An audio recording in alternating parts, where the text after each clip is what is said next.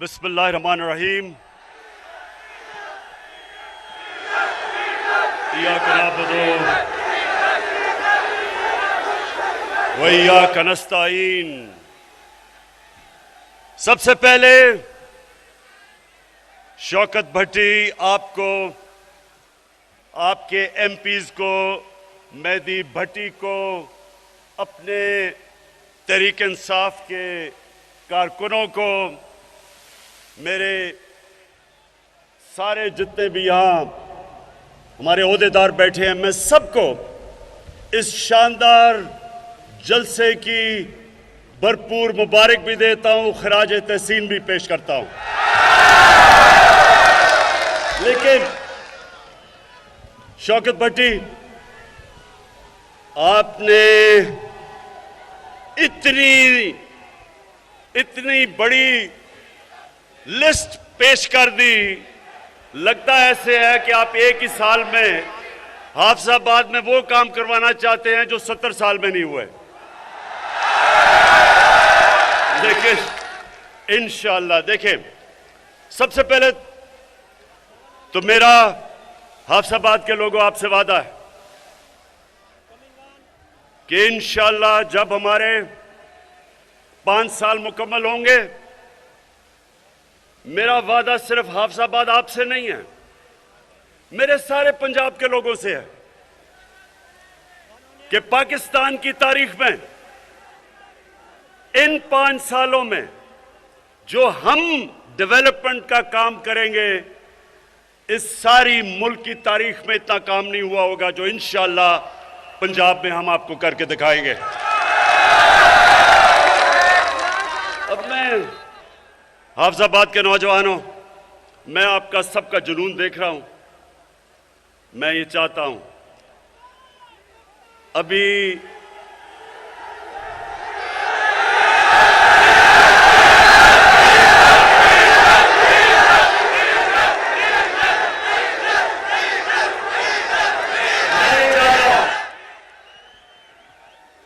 कि ये जो आज मैं आपसे बातचीत करने आया हूं,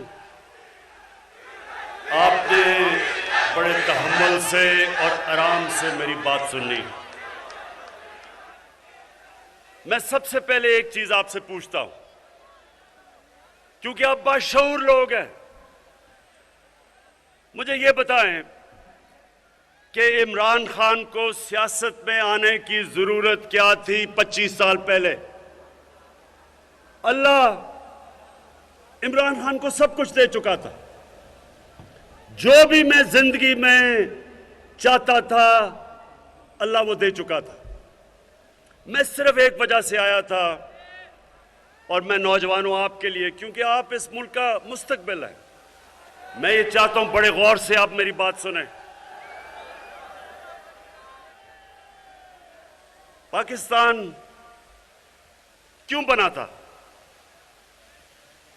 ये मुल्क इलामा इकबाल की जो ख्वाब थी, हम सब अपने आप से पूछे कि क्या जरूरत थी पाकिस्तान की बनाने की? ये एक बड़े मकसद के लिए बना था, और आप अगर जब तक इसको नहीं समझेंगे, हम कौम नहीं बनेंगे।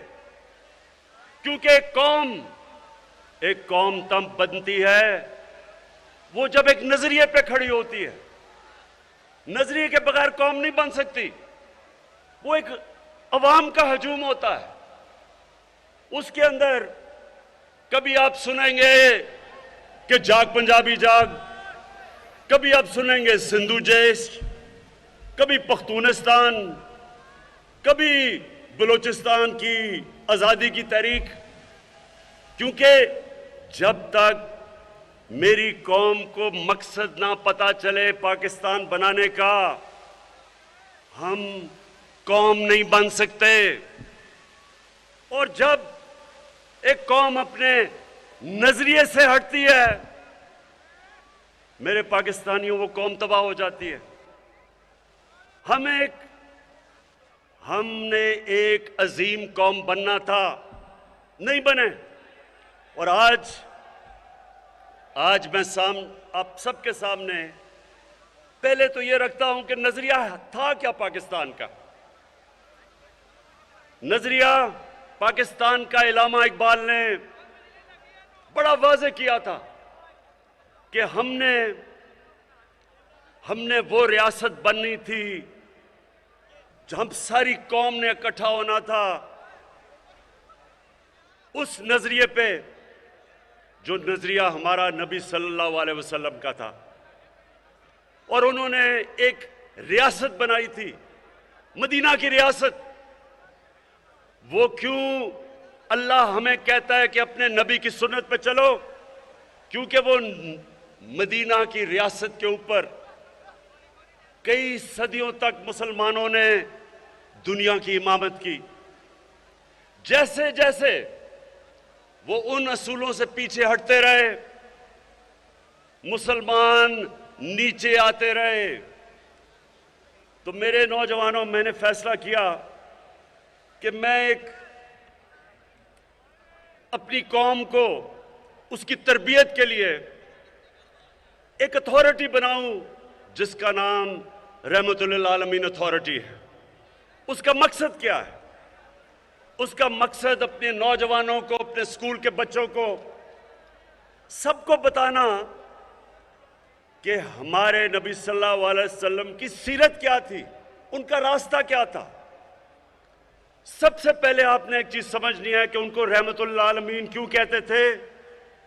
क्योंकि अल्लाह ने कहा था वो सब इंसानों के लिए, सिर्फ मुसलमानों के लिए नहीं, सब इंसानों के लिए रहमत बन के आए थे।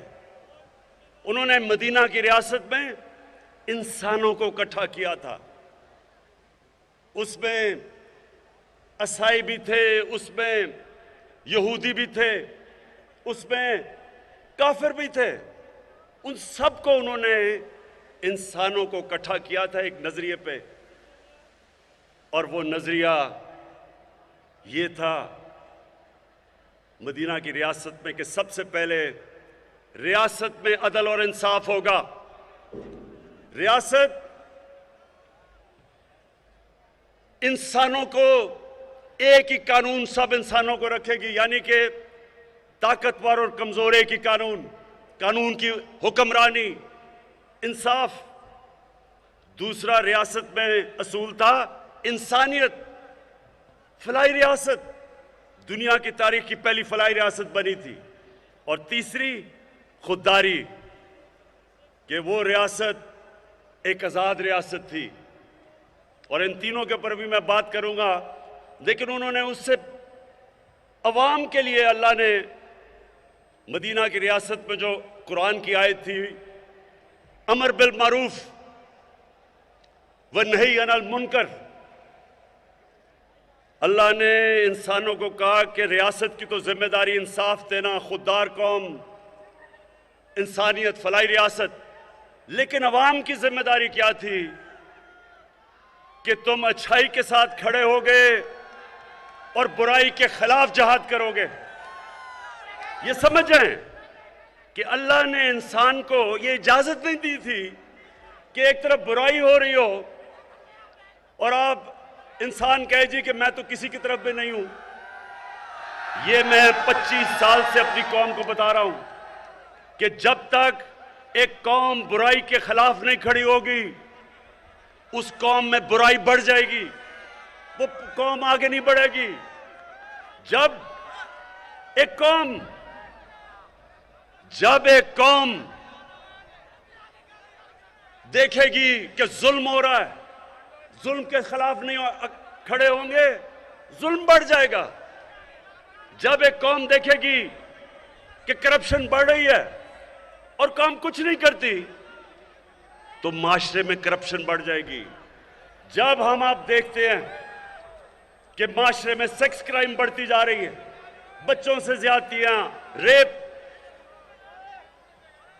ये माशरा इसका मुकाबला करता है। तो मैं सबसे पहले अपनी कौम को यह बताना चाहता हूं कि मैं 25 साल से अपनी कौम में तबलीग कर रहा हूं कि आपके ऊपर फर्ज है कि हम सब, अगर हमने अजीम कौम बनना है तो हमें सब अच्छाई का साथ देना है।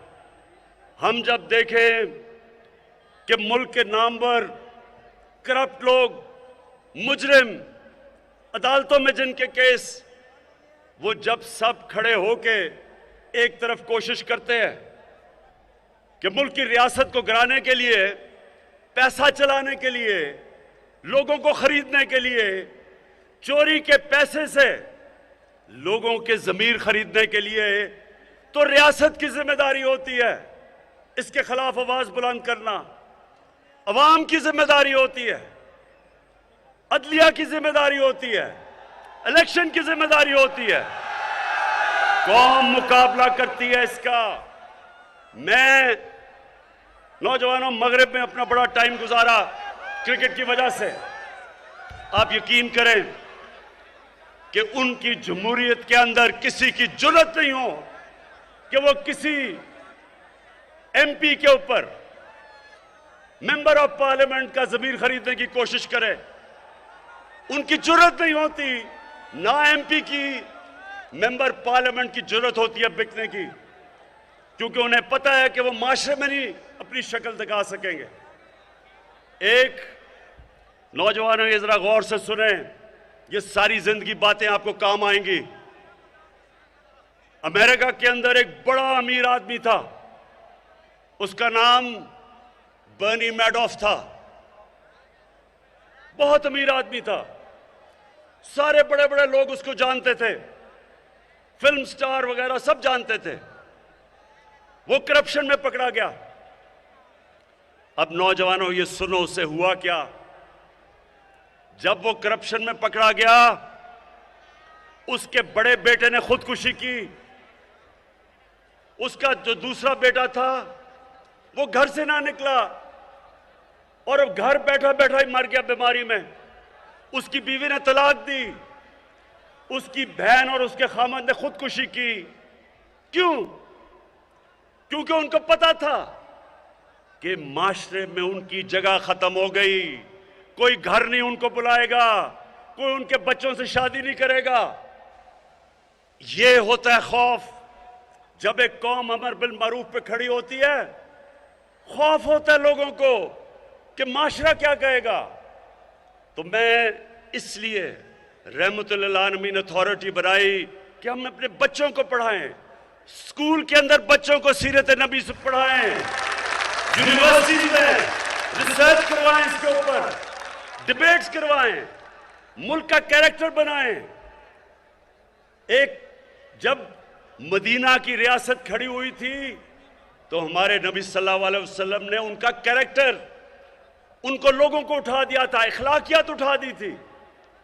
और इसलिए एक तो ये वजह है कि मैंने ये अथॉरिटी बनाई कि सीरत, नबी की सीरत बच्चे बच्चे को पता हो, फिर वो जो मर्जी करना चाहता है करे, लेकिन हम अपनी रियासत, अपने लोगों में शऊर पैदा करें कि उनको पता तो चले कि ये मुल्क बना क्यों था।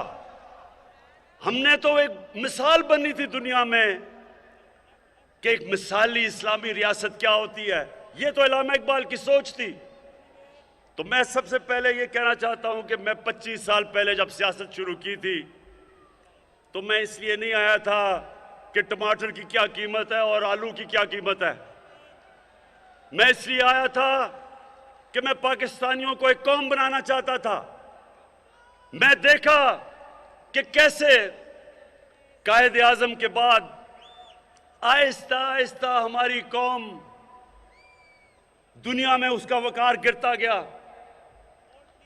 मैंने देखा कि कैसे आहिस्ता आहिस्ता हमारे जो हुक्मरान थे उनको पता ही नहीं था कि मुल्क बना क्यों है। कायद आजम के बाद कभी भी कोई ऐसी लीडरशिप नहीं आई जिसने लोगों को बताया कि ये मकसद क्या था। जब पाकिस्तान बनने का ये नारा लगा था कि पाकिस्तान का मतलब क्या, तो ला इलाहा इल्लल्लाह जो नारा था वो इसमें फलसफा था कि कैसे हमने एक गैरतमंद और अजीम कौम बनना है। तो मैं दूसरी बात करता हूं कि हम कौम कैसे बनेंगे। एक तो मैंने रहमतुल्लाह आलमीन का आपको कहा, दूसरा हमने फैसला किया कि हम अपनी कौम में एक तालीमी निसाब लेके आएंगे। अभी तक अंग्रेज का बनाया हुआ निसाब के इंग्लिश मीडियम छोटे से तबके के लिए, अच्छी नौकरियां उनके लिए, अवाम के लिए उर्दू मीडियम, फिर एक तरफ दीनी मदरसे। ये पहली दफा 70 साल में पाकिस्तान की तारीख में एक तालीम का निसाब हम लेके आए हैं, पहली दफा। और मैं इस तरह शफकत महमूद आपको और आपकी टीम को खराज तहसीन पेश करता हूं कि हमने फैसला किया कि कौम बनाने के लिए आपको एक निसाब चाहिए। सबको अंग्रेजी पढ़ाएं, लेकिन अंग्रेजी एक इंसानों के अंदर फर्क करने के लिए तो ना हो कि जो पढ़ा लिखा है वो पहले अंग्रेजी बोले बताने के लिए कि मैं पढ़ा लिखा हूं। ये इसलिए हुआ है कि हमने कभी अपने निसाब को ठीक नहीं किया। तो इंशाअल्लाह ये जो हमने किया है, ये अभी शुरू किया 5 क्लासेस तक, सबको अंग्रेजी पढ़ाएंगे, लेकिन सबको एक निसाब पढ़ाएंगे। हमने अपने दीनी मदरसों को भी, उनको भी हम बीच में लेके आ रहे हैं कि उनको भी और सब्जेक्ट्स पढ़ाए जाएं, ताकि हमारे दीनी मदरसे के बच्चे भी ऊपर आ सकें, वो भी जनरल बन सके, जजेस बन सके, डॉक्टर बन सके। तो सारी कौम को उठाने के लिए सबसे पहले तो तालीम के ऊपर हमने काम किया। फिर 26 लाख स्कॉलरशिप्स, ये सुने जरा गौर से, 26 लाख स्कॉलरशिप्स हमने रखी अपने अवाम के लिए, नौजवानों के लिए। और ये सारों को मॉनिटर कौन कर रहा है? मेरा प्राइम मिनिस्टर ऑफिस से हम 26 लाख स्कॉलरशिप्स को देख रहे हैं कि वो मेरिट पे जा रही हैं, कहीं कोई तालिब इल्मों को कोई मसले नहीं आ रहे। और अगर ऐसे हमारे बच्चे जो बड़े ज़हीन हैं उनको स्कॉलरशिप्स मिले मेरिट के ऊपर, तो एक तो स्कॉलरशिप्स हमने शुरू की हैं। फिर एक और काम किया है टेक्नोलॉजी के लिए। ये पहली दफा पाकिस्तान में मैं 2 यूनिवर्सिटीज बना रहा हूं जिसमें सारी लेटेस्ट टेक्नोलॉजीज हैं। डॉक्टर अतार रहमान और हमारे बड़े जबरदस्त इस वक्त एयरफोर्स के चीफ जो हैं, इनके साथ मिलकर हम एरोस्पेस की लेटेस्ट टेक्नोलॉजी की यूनिवर्सिटी बना रहे हैं, ताकि पाकिस्तान भी अपनी जहाज बना सके। 10 साल से किसी ने नहीं सोचा कि हम बाहर से चीजें लेते हैं। हमारे पास अक्ल भी है, हमारे पास ज़हीन लोग हैं, हर किस्म का प्रोफेशनल है, क्यों नहीं हम अपने जहाज बनाते? तो ये जो हमने इसलिए नहीं बनाते कि हमारे पास कोई यूनिवर्सिटी नहीं है। और एरोस्पेस की टेक्नोलॉजी की तो 2 यूनिवर्सिटीज शुरू कर दी बनानी, और इंशाअल्लाह इन यूनिवर्सिटी से आप देखेंगे कि मुल्क अपने पैर पर खड़ा होगा। हम लोगों से ये चीजें नहीं मंगवाएंगे। अच्छा, उसके बाद मेरे नौजवानों, अब मैं आपको जो सबसे जरूरी बात बताना चाहता हूं। हमारे नबी सल्लल्लाहु अलैहि वसल्लम जब मदीना की रियासत में उनके पास थोड़े से भी मुसलमान हुए थे, 5000 या 6000 मुसलमान थे। ये जरा गौर से सुने, तारीख का हिस्सा है। 628 और 629 उन्होंने 2 खत लिखे। अब सोचे कि मुसलमान थोड़े से चंद हजार थे और खत लिखा उन्होंने एक सुपर पावर को। दुनिया बटी हुई थी 2 सुपर पावर्स के बीच में, एक था पर्शियन एम्पायर, एक सुपर पावर एक तरफ मशरिक में, और मगरिब में थी रोम बैजेंटाइन एम्पायर। उन्होंने दोनों सरबराह को एक खत लिखा, दोनों को एक पैगाम दिया कि मैं अल्लाह का पैगाम लेके आया हूं, अगर तुम इस पैगाम पे चलोगे तो तुम्हारी बेहतरी है। अब सोचें कि एक लीडर, दुनिया के तारीख का सबसे अजीम लीडर, उसकी क्या, उसकी शान देखें कि जब उनकी फौजें लाख लाख लाख लाख से ज्यादा बड़ी फौजें और जदीद हथियार थे, ये कुछ भी नहीं थे, थोड़े से हजार मुसलमान थे। लेकिन दुनिया के लीडर को जरा देखें कि उसने उनको ये नहीं कहा कि मैं इमदाद चाहता हूं, उन्हें ये नहीं कहा कि मैं तुम्हारे से कर्जे चाहता हूं, उन्होंने कहा मैं सच का पैगाम लेके आया हूं। और दुनिया की तारीख शाहिद है कि 10 साल के अंदर अंदर उन दो खत के बाद दोनों सुपर पावर्स घुटने टेक गई मुसलमानों के सामने। तो हाफिजाबाद के लोगों सुनो, लीडर कभी किसी के सामने झुकता नहीं है।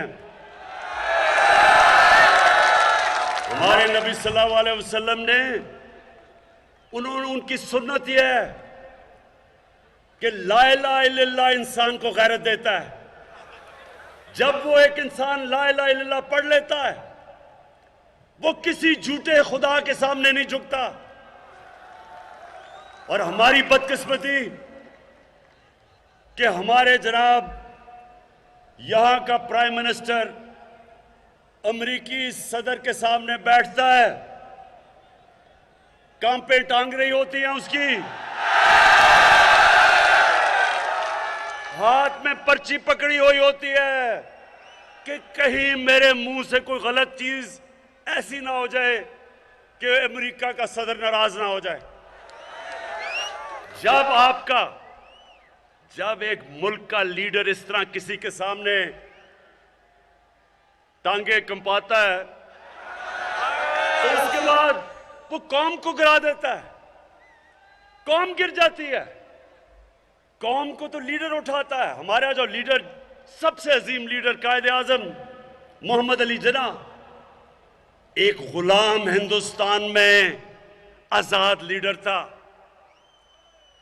एक आजाद इंसान था। उसको देख के मुसलमानों को फख्र होता था, कभी किसी के सामने नहीं झुकता था। और हमारी अभी क्या हुआ जरा ये सुने। यूरोपियन यूनियन के एम्बेसडर्स ने मिलके खत लिखा कि इमरान खान को और हमारी हुकूमत को रूस के खिलाफ बयान देना चाहिए। अब ये सारे प्रोटोकॉल के खिलाफ है, ये सारे डिप्लोमेटिक प्रोटोकॉल्स के खिलाफ है कि एम्बेसडर्स ओपन लेटर लिख दें। और मैंने उनकी सही तनकीद की। मैंने उनको यह कहा कि तुमने हिंदुस्तान से इस तरह जुर्रत है खत लिखने की, और किसी मुल्क को लिखोगे ऐसा खत? और मैंने ये पूछा कि हम एक आजाद मुल्क हैं, हम किसी के गुलाम नहीं हैं। हमारे यहां अब ये सुने, पहले तो 2-3 लोगों की स्टेटमेंट्स आ गई। फजल रहमान ने कहा जी बड़ा इमरान खान ने बड़ा जुल्म कर दिया।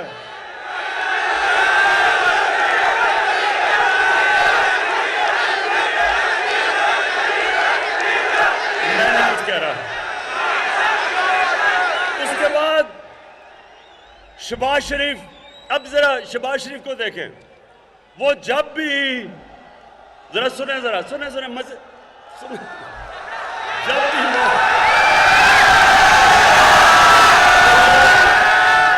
आप देखते होंगे जब वो कोई बाहर का एम्बेसडर गोरा आता है उसके सामने, तो वो जल्दी से अपनी टाई कमीज पहन के ना तो अपना सूट पहन लेता है कि सर मैं भी आप ही की तरह हूं। और फिर वो कहता कि जी ओहो इमरान खान ने बड़ा जुल्म कर दिया कि यूरोपियन अंग्रेजों की उन्होंने तनकीद कर दी। उसके बाद कांपे टांग रही। बिलाल कहता है ओहो इमरान खान ने पाकिस्तान पे जुल्म कर दिया। मेरे पाकिस्तानियों जरा गौर से सुने, मैं इन सबसे बेहतर मगरब को जानता हूं।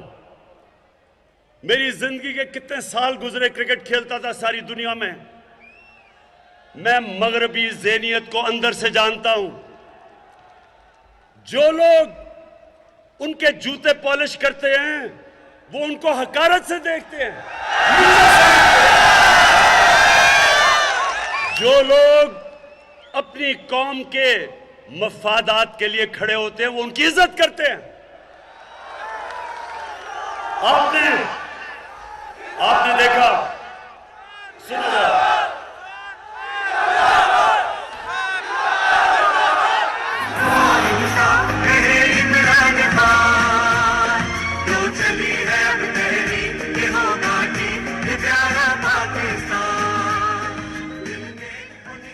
देखिए नौजवानों, अपनी जिंदगी का एक असूल बना लें। दुनिया उस इंसान की इज्जत करती है जो अपनी इज्जत करता है। जो इंसान या मुल्क अपनी इज्जत नहीं करता, दुनिया उसकी इज्जत नहीं करती। हमारे मुल्क में 10 सालों में, ये जरा गौर से सुने, 10 सालों के अंदर 2008 से लेकर 2018 तक 400 से ज्यादा ड्रोन अटैक्स किए उस मुल्क ने जिसके लिए हम जंग लड़ रहे थे। हमारे 2 सरबराह आसिफ जरदारी और नवाज शरीफ, एक दफा इन्होंने उसकी मजम्मत नहीं की। ये दुनिया के सारे कानून के खिलाफ है कि आप बमबारी करें और दहशतगर्द कहें जी मैं जिसको मारें कहें जी दहशतगर्द है। कहीं दुनिया का कानून ये इजाजत नहीं देता। और फिर एक तरफ पाकिस्तान उनके लिए जंग लड़ रहा है और वही हमारे ऊपर बमबारी कर रहे हैं। मैं बार बार इनकी मुखालफत की, मैंने धरने दिए, मैंने हर जगह कहा कि ये इंसानी हुकूक के खिलाफ है। मैंने अमेरिका में जाके ये कहा, मैंने बरतानिया में ये स्टेटमेंट्स दी। एक जगह यूरोपियन यूनियन के एम्बेसडर्स, शाह महमूद कुरैशी भी मेरे साथ थे, शिरीन मजारी भी थी। वो सारे कोई 20 एम्बेसडर बैठ के मुझे कह रहे थे कि तुम क्यों मुखालफत कर रहे हो ये ड्रोन अटैक्स की। कहते वो तो दहशतगर्द मार रहे हैं, तो आप क्यों मुखालफत कर रहे हैं। ये शाह महमूद को याद होगा और शिरीन को। मैंने उनको कहा कि लंदन में एक हमारा दहशतगर्द बैठा है 30 सालों से। उस दहशतगर्द ने जितने कराची में लोगों को कत्ल किया है, कोई भी दहशतगर्द जो तुम मार रहे हो उसने इतने कत्ल नहीं किए। फर्क यह है कि उसने पाकिस्तानियों का कत्ल किया है, पाकिस्तानियों के खिलाफ दहशतगर्दी की है, और वो आराम से लंदन में बैठा है। हम कहते हैं कि जनाब हमें दो, आप कहते हैं जी कानून में, आप कहते हैं अदालत में आके साबित करें। तो मैंने उससे कहा कि अगर पाकिस्तान, अगर आप हमें इजाजत देंगे कि हम ड्रोन अटैक करके उसको लंदन में मार दें। इनको याद है शाह महमूद को। मैंने उससे जब पूछा, मैंने कहा आप हमें इजाजत देंगे, और अगर आप इजाजत नहीं देंगे और कभी भी कोई भी महजब माशरा नहीं देता, तो क्या हम आपके कमी हैं कि आप यहां के ड्रोन अटैक्स मार रहे हैं?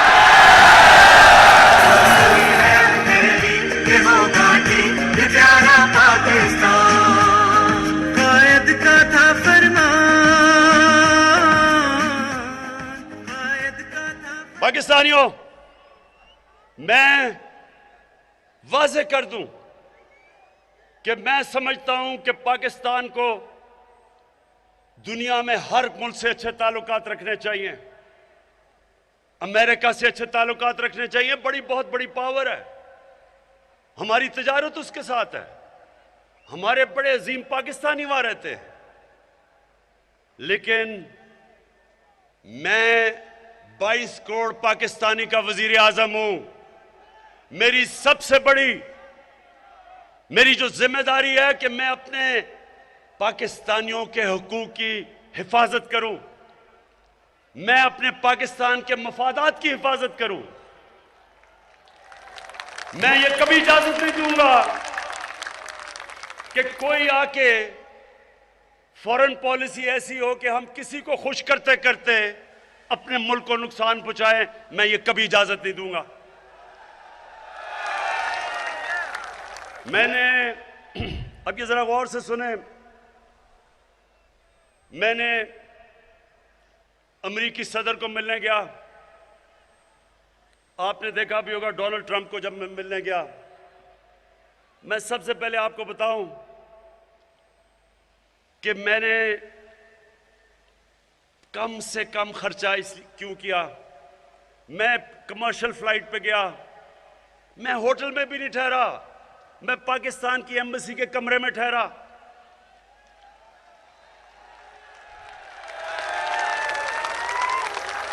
क्योंकि मैं उनको यह बताना चाहता था कि मेरे मुल्क के ऊपर इस वक्त मुश्किल माशी हालात हैं, मैं अपने मुल्क का पैसा बचा रहा हूं। मैं वहां सूट पहन के नहीं गया, मैं अपनी शलवार कमीज में गया।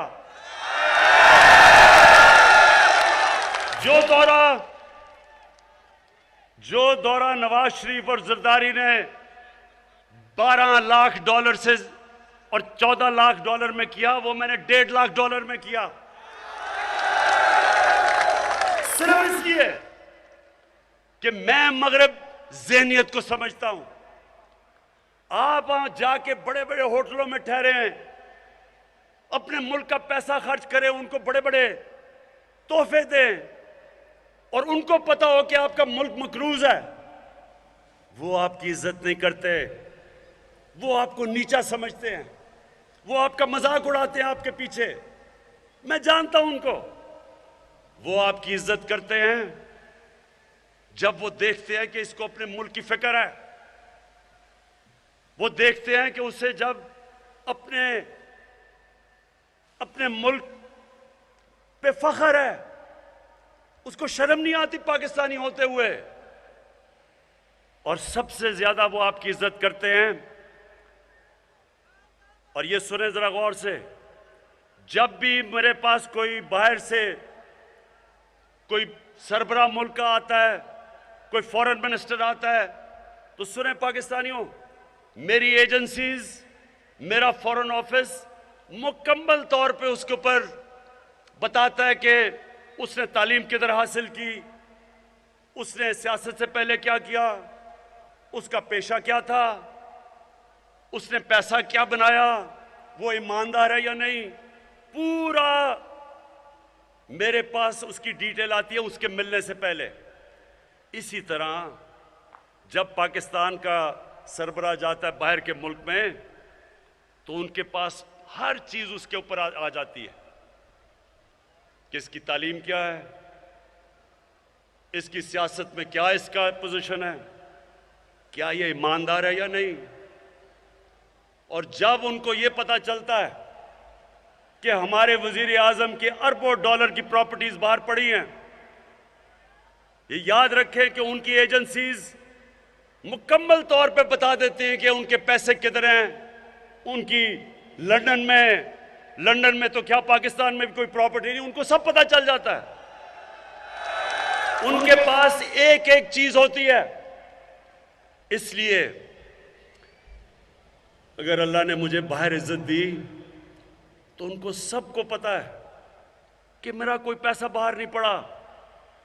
उन सबको पता है कि मैंने अपने मुल्क से करप्शन नहीं की।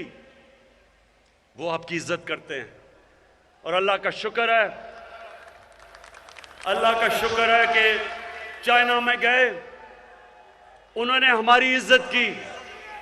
आपने देखा होगा कि उन्होंने रिकॉर्ड टाइम पे, हाफिजाबाद ये याद रखो, रिकॉर्ड टाइम में चाइना ने हमें फाइटर जहाज दिए, J-10C, जो आपको पता होना चाहिए कि ये 1982 के बाद पाकिस्तान के पास इस तरह के जहाज आए हैं, और ये हमारे तहफ़्फ़ुज़ के लिए। और जोड़ लगने थे 2 या 3 साल, 7 महीने में उन्होंने हमें ये JC-10 की स्क्वाड्रन दी है। ये F-16 के बाद सबसे बड़ा पाकिस्तान की हिफाजत के लिए चाइना ने दिया है, क्योंकि इज्जत करते हैं।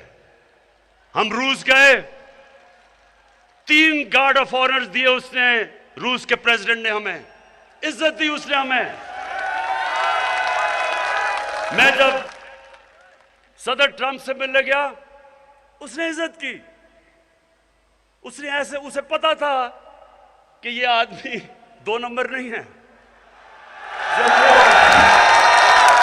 जब वो हमारे पिछलों से मिलते थे तो इसलिए ये बेचारे उनके सामने गिरे हुए होते थे। तो देखें, कौम की इज्जत उसका प्राइम मिनिस्टर होता है, उसका सरबराह होता है। जब वो झुकता है, वो कौम की सारी इज्जत नफ्स तबाह करके रख देता है। तो मैंने आपसे 25 साल पहले अपनी कौम से कहा था कि ना मैं कभी किसी के सामने झुका हूं और इंशाअल्लाह कभी अपनी कौम को किसी के सामने झुकने नहीं दूंगा। 22 तारीख को 15 साल के बाद इस्लामिक मुल्कों की यानी OIC की कॉन्फ्रेंस हो रही है इस्लामाबाद में। 15 साल के बाद सारे मुसलमान मुल्कों के फॉरेन मिनिस्टर्स आ रहे हैं पाकिस्तान में। तो ये हमारा मुल्क, हमारी ताल्लुकात सबसे हैं, सबसे रखना चाहते हैं। और मैं आपको ये वाज़ेह कर दूं कि हम सबसे ताल्लुकात रखेंगे, लेकिन अपने मुल्क के मफादात के लिए के ऊपर कभी कॉम्प्रोमाइज नहीं करेंगे। अब मैं आता हूं मदीना की रियासत, जरा सुने, आखिर में पहुंच रहा हूं। मैं सिर्फ बताना चाहता हूं कि जो हमने किया है आज तक पाकिस्तान की तारीख में कौम बनाने के लिए किसी ने नहीं किया। मदीना की रियासत फलाई रियासत थी। फलाई रियासत क्यों जरूरी है? रियासत एक कौम बनती तब है जब सारे फर्द कौम के समझें कि ये जो रियासत है ये हमारे लिए है, ये हमारा ध्यान रखेगी, ये हमें इंसाफ देगी। अगर हमें मुश्किल वक्त आए, घर में बीमारी हो, तो रियासत मेरा ध्यान रखेगी। अगर मैं भूखा हूं तो रियासत हमारे बच्चों का ध्यान रखेगी। तो ये जो सफर है फलाई रियासत का, ये भी पाकिस्तान को कौम बनाएगा। रहमतुल्लाह आलमीन अथॉरिटी कौम बनाएगी। हमारा जो तालीम का निज़ाम है, एक निसाब, वो कौम बनाएगा। जो हमारी लीडरशिप है, अपनी कौम को खुददारी देके ये कौम बनाएगी। और ये जो फलाई रियासत है, इसमें सबसे बड़ा काम जो हमने हेल्थ कार्ड लेके आए हैं, हर खानदान स्वाय सिंध के, क्योंकि सूबे कर रहे हैं, ये उस्मान बुज़दार की मैं खास तारीफ करता हूं कि 400 अरब रुपया कभी पाकिस्तान में इस तरह का पैसा किसी ने खर्च नहीं किया आवाम पे। 400 अरब रुपया हम खर्च कर रहे हैं। हर खानदान को 10 लाख रुपए का हेल्थ कार्ड। इसका मतलब ये जरा सुने, इसका मतलब ये कि अगर आपके घर में खुदा ना खास्ता बीमारी आए तो वो 10 लाख तक आप किसी भी अस्पताल में जाके अपना इलाज करवा सकते हैं। प्राइवेट हॉस्पिटल में जा सकते हैं। प्राइवेट हॉस्पिटल में आम आदमी सोच भी नहीं सकता जाने का। अभी जो लाहौर का महंगा हॉस्पिटल है, डॉक्टर्स हॉस्पिटल, उनके सरबराह डॉक्टर जावेद ने मुझे टेलीफोन किया 1 महीना पहले। कहता है, इमरान, मैं आपको बताना चाहता हूं कि हमारे हॉस्पिटल में, और महंगा हॉस्पिटल है, पहला हेल्थ कार्ड के ऊपर हार्ट का ऑपरेशन किया हमने। एक गरीब आदमी, एक ड्राइवर गया वहां, दिल की बीमारी थी, हेल्थ कार्ड के ऊपर प्राइवेट हॉस्पिटल में उसका मुफ्त इलाज हुआ। तो ये मुझे पाकिस्तानियों बताओ कि 70 साल से किसी ने ये नहीं सोचा कि आम आदमी के ऊपर क्या गुजरती है अगर घर में बीमारी होती है। ये कभी पाकिस्तान में चीजें नहीं हुई।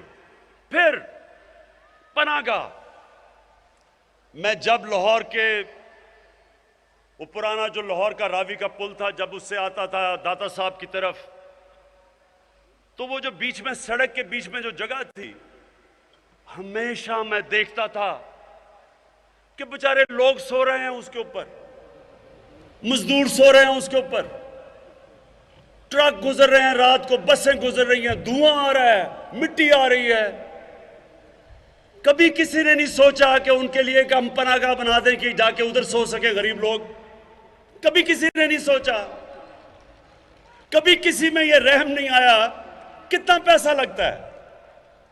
कम से कम सोचे तो सही कि मजदूर बेचारे बाहर से आते हैं शहर में काम करने के लिए, अपने बीवी बच्चों का पेट पालने के लिए, तो पैसे बचाने के लिए बेचारे सड़क पे सो जाते हैं ताकि जो भी हम पैसा बचाएंगे तो हम बच्चों को, बीवी बच्चों को भेज सकें।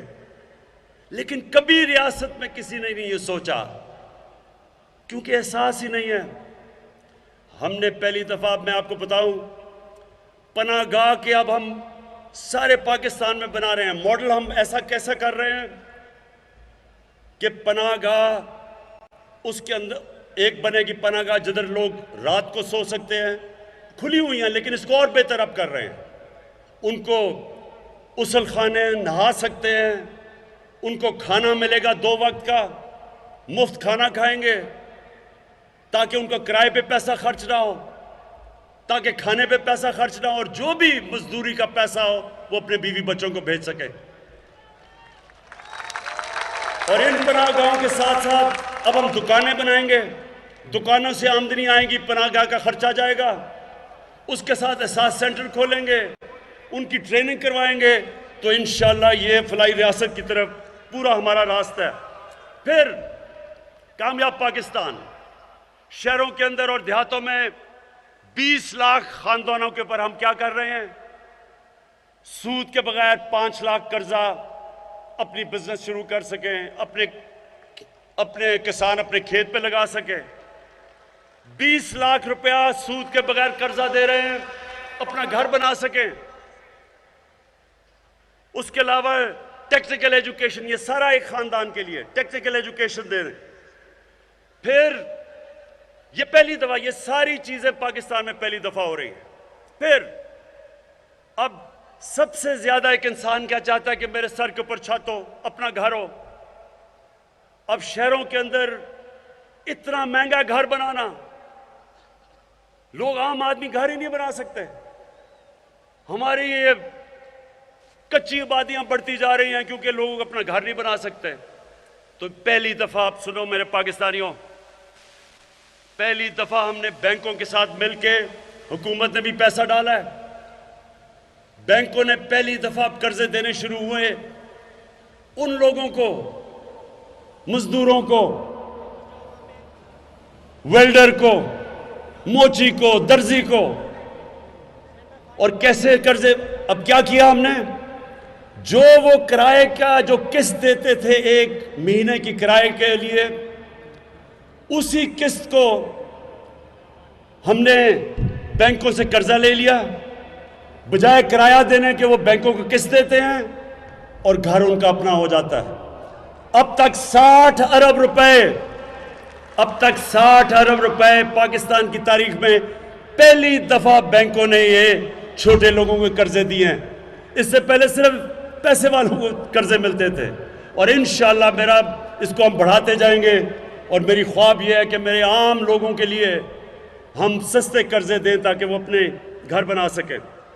फिर हम, महंगाई का दौर है, एहसास राशन, एहसास राशन अब हम शुरू कर रहे हैं। 2 करोड़ खानदान को हम पैसा दे रहे हैं, वो जाके घी, आटा और चीनी 30% इसके ऊपर उनको रियायत मिलेगी करियाना स्टोर से। ये पूरे पाकिस्तान में 2 करोड़ खानदान के लिए हम कर रहे हैं। और उसके बाद ये सुने, जरा ये सुने मेरे नौजवानों, जो मुझे सबसे ज्यादा खुशी है, हमने रिकॉर्ड टैक्स इकट्ठा किया। पहली दफा पाकिस्तान के लोगों ने इतना टैक्स दिया। उस टैक्स से आज हमने, बजाय पेट्रोल और डीजल की कीमत 20 रुपए बढ़ाना, हमने पेट्रोल और डीजल की कीमत 10 रुपए नीचे कर दी है। 5 रुपए यूनिट बिजली की कीमत कम कर दी है। और इसके लिए ये जरा सुने, आज अमेरिका में 220 रुपए का पेट्रोल है, बर्तानिया में 350 रुपए का है, हिंदुस्तान में 220 रुपए का है, दुबई में 151 रुपए का है। उनका अपना तेल जमीन से निकलता है, पाकिस्तान बाहर से मंगवाता है और पाकिस्तान में 150 रुपए लीटर है। सारे इलाके से सबसे सस्ता आज भी हमारा पेट्रोल है, क्योंकि हम पैसे दे रहे हैं, टैक्स का पैसा, ताकि अवाम पे बोझ ना पड़े। और इंशाअल्लाह जैसे जैसे मेरी कौम टैक्स देती रहेगी, वैसे वैसे मैं आपके ऊपर पैसा खर्च करता रहूंगा, बोझ आपका कम करता रहूंगा। और मैं अब मायशत के ऊपर आ रहा हूं। ये जरा मेरी गौर से सुने, मैं आखिर अब तकरीर खत्म करने वाला हूं। ये जरा गौर से सुने अब बात। 100 साल में एक दफा इतना बड़ा अजाब है जो कोरोना है। 100 साल में इतना बड़ा बुरहान आया दुनिया के अंदर। जब बुरहान आया तो मेरे पाकिस्तानियों, सारी दुनिया ने लॉकडाउन लगा दिए, सारा कारोबार बंद कर दिया, लोगों को घरों में बंद कर दिया। हिंदुस्तान ने भी कर दिया। मुझे सबने कहा कि आप भी पाकिस्तान में लोगों को बंद कर दें। मैंने बार बार लोगों से एक सवाल पूछा कि मुझे बताओ कि अगर मैं लॉकडाउन लगाऊंगा, मेरे दिहाड़ीदार का क्या बनेगा, टैक्सी ड्राइवर का क्या बनेगा, रिक्शा ड्राइवर का क्या बनेगा, छाबड़ी वाले का क्या बनेगा। जो आदमी पैसा कमाता है और अपने बच्चों को पालता है, जो दिहाड़ी कमा के बच्चों को खाना देता है, उसका क्या बनेगा। सिंध ने मेरी बात नहीं मानी, सिंध हुकूमत ने लॉकडाउन लगा दिया। मुझे बुरा भला कहा गया। सारी ऑपोजिशन पार्टीज की तकरीरें मौजूद हैं, हर जगह उन्होंने कहा कि इमरान खान मुल्क को मरवा देगा। तो मेरे हाफिजाबाद के नौजवानों, अल्लाह का करम हुआ कि आज 2 साल के बाद सारी दुनिया ये कह रही है कि जो इमरान खान और पाकिस्तान ने कोरोना पे जो उन्होंने हिकमत अमली की थी, वो दुनिया में सबसे अच्छी है। दुनिया आज हमारी हिकमत अमली पे चल रही है। तो मैं सिर्फ आपको ये कहना चाहता हूं कि अगर हम इतने नाहिल थे, तो सबसे मुश्किल वक्त में जो पाकिस्तान ने हिकमत अमली इख्तियार की, दुनिया ने उसकी तारीफ की। वर्ल्ड हेल्थ ऑर्गेनाइजेशन ने, वर्ल्ड इकोनॉमिक फोरम ने, इकोनॉमिस्ट ने पाकिस्तान को दुनिया के टॉप 3 मुल्कों में रखा। हमने अपने मुल्क अवाम को भी बचाया, अपनी माशत को भी बचाया। और कोरोना के दौर में पाकिस्तान की माशत माशाअल्लाह अल्लाह के करम से 5.6% पे बढ़ी। 5.6%। सब दंग रह गए। हमारी रिकॉर्ड, ये जरा सुने, रिकॉर्ड एक्सपोर्ट, टेक्सटाइल की रिकॉर्ड एक्सपोर्ट, बाहर से पाकिस्तानियों ने जो पैसे भेजे रेमिटेंसेस, वो रिकॉर्ड। हमारी कंस्ट्रक्शन के अंदर 1500 अरब रुपया आया, वो रिकॉर्ड। हमारा आईटी के अंदर एक्सपोर्ट, वो रिकॉर्ड। 4 बड़ी जो हमारी फसलें थी, गंदम, गन्ना, चावल और मकई, चारों में रिकॉर्ड हुआ। और अब इंशाल्लाह जो हमने इंडस्ट्रियल पैकेज दिया है, ये मेरी अब पेशन गोई सुन लो, जो हमने अब इंडस्ट्रियल पैकेज दिया, आप देखेंगे कि ये पाकिस्तान को बिल्कुल एक तब्दील करके एक अजीम मुल्क बना देगा। हमें दुनिया में, और ये सुन लो आखिरी 2 चीजें, हमने जो मौसम की तब्दीली के ऊपर कदम उठाए, बरतानिया के प्राइम मिनिस्टर ने यूनाइटेड नेशंस में पाकिस्तान को कहा कि पाकिस्तान मिसाल है। पाकिस्तान वो मुल्क है जो दुनिया को दिखा रहा है कि मौसम की तब्दीली यानी क्लाइमेट चेंज का कैसे मुकाबला करना है। फिर 50 साल में, हाफिजाबाद के लोगों, आप यहां ज्यादातर किसान हो, 50 साल में पहली दफा पाकिस्तान में डैम्स बनी हैं। 10 डैम्स बना रहे हैं हम, ये 50 साल के बाद, ताकि पानी को बचाएं, ताकि किसानों के पास ज्यादा पानी आए, सस्ती बिजली बने, पानी के ऊपर बिजली बने। और इंशाअल्लाह 3 साल में पहली मोमन डैम कंप्लीट हो रही है, उसके बाद दासू डैम और उसके बाद बादशाह डैम। इससे पाकिस्तान में जो पानी का हम जो रिजर्वॉयर है वो दुगने हो जाएंगे, यानी पानी हमारे पास दुगना हो जाएगा आज से। और इंशाल्लाह ये किसानों के लिए बड़ी खुशखबरी है। मैं आखिर में, मेरे हाफिजाबाद के लोगों, मैं आपके सामने आखिर में एक बात कहता हूं